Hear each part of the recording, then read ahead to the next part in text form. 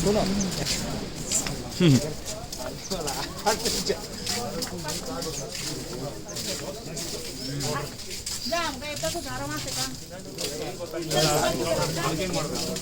लक्ष आम्ही ठेवायचं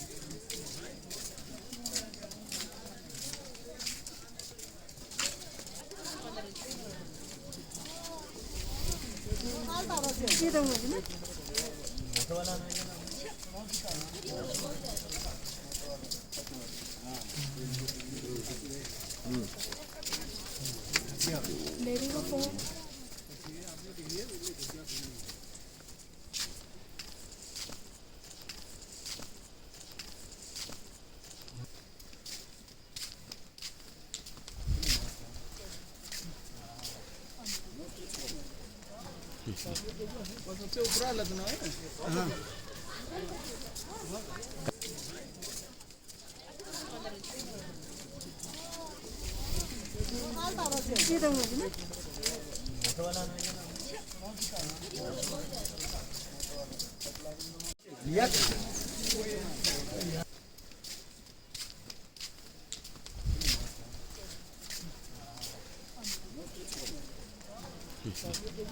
ऊपर आला तू ना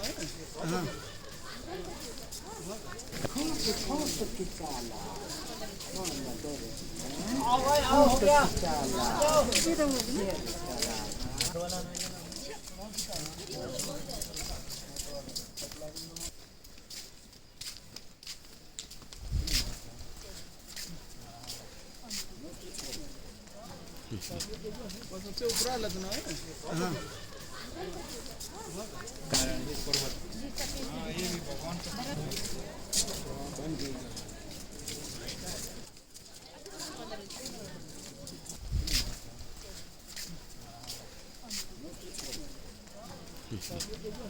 ऊपर आला तू ना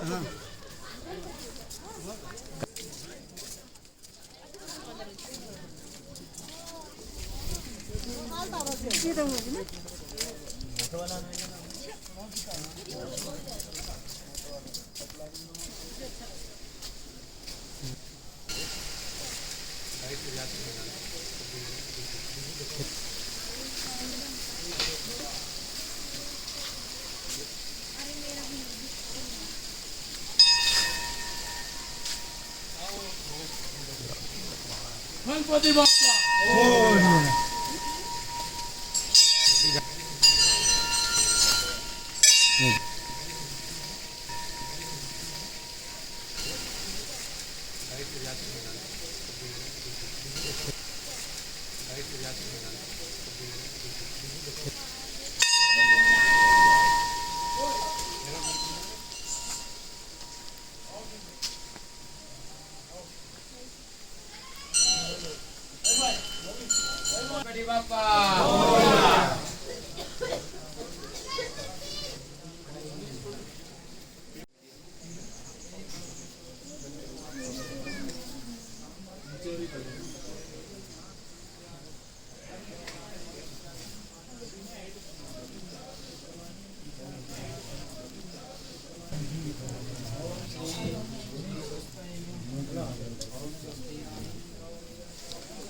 તમે જોઈ શકો છો ગણેશ ગુફા, જ્યાં ગણેશજીએ મહાભારત લખ્યું છે.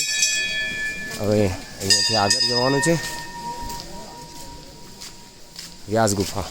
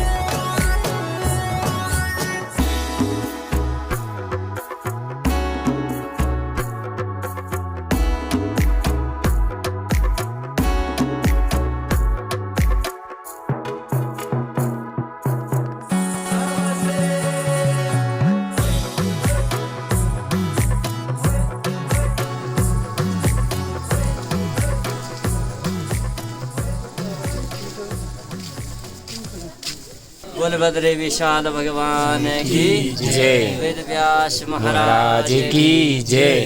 तो सबसे पहले तो ऐसे पुण्य धाम पे बैठने का मौका और आने का मौका हर किसी को नहीं मिलता है। वेद व्यास जी का लिखा हुआ है कि भाग्योदयेन बहुजन्म समर्जितेनो सतसंगमं चलवते पुरुषो यदा वे अज्ञान हेतु कृतमोहमदान्तकारं नासं विदा हेतु तो जयते विवेका। एक ही जन्म के नहीं, जब जन्म जन्मांतरों के भाग्यों के पुण्यों का उदय होता है तभी ये स्थान प्राप्त होता है। तो वेद व्यासी ने इसी पावन गुफा में बैठ कर के हमारे जितने भी ग्रंथ वेद पुराण शास्त्र हैं सबकी रचना यहीं पे की थी। लेकिन महाभारत को लिखने के लिए समय की कमी होने के कारण गणेश जी को बुलाया गया, क्योंकि द्वापर का अंतिम समय था, कलयुग आने वाला था।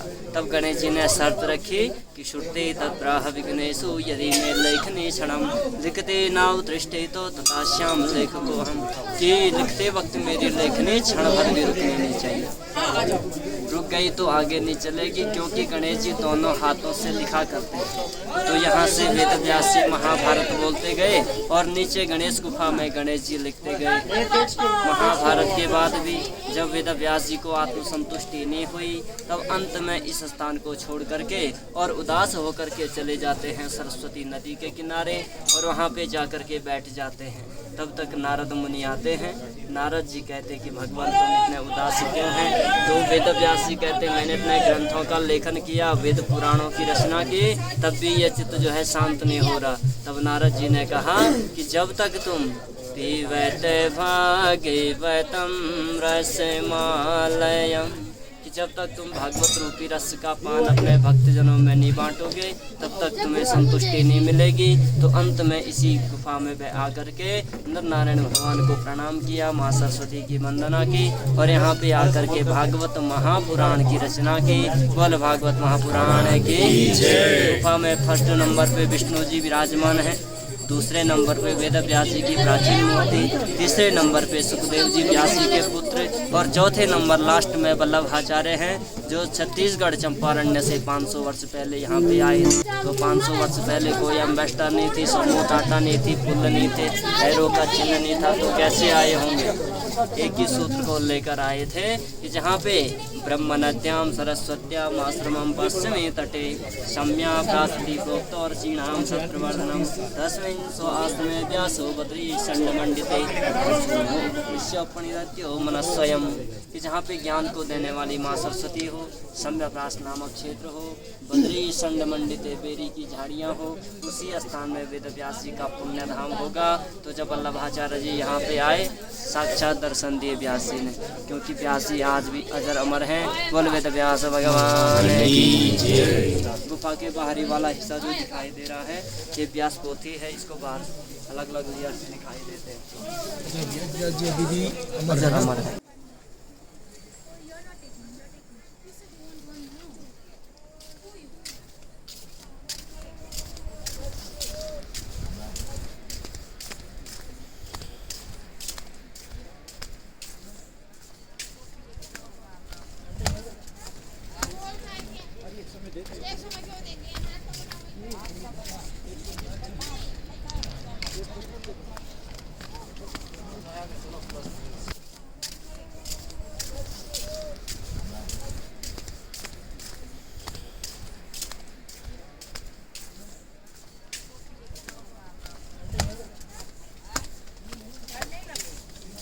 स्वर्ग रोहिणी वाला रास्ता दो तरफ से, हाँ एक ये रास्ते भी हाँ। ये भी है और उधर से कितना यहाँ से है 22 किलोमीटर। 22 किलोमीटर। हाँ ट्रेन को हमारे तरफ जाने नहीं देते थे ना आगे। इस तरफ है।